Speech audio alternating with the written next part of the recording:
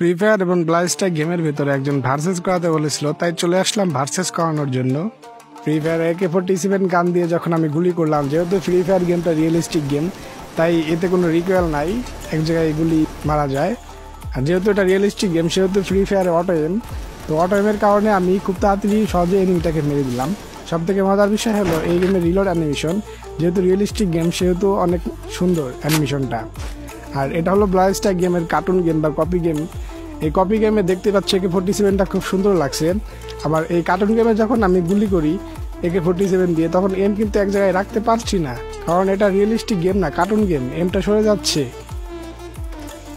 আর যখন এই AK-47 দিয়ে যখন আমি এনিমির বডিতে গুলি করলাম, বা যেহেতু কার্টুন গেম সেহেতু রিকোয়েল দিচ্ছে না এবং বডি থেকে সরে যাচ্ছে না। ফ্রি ফায়ার গেম হলে অবশ্যই রিকোয়েল দিতে এবং বডি থেকে সরে যেত।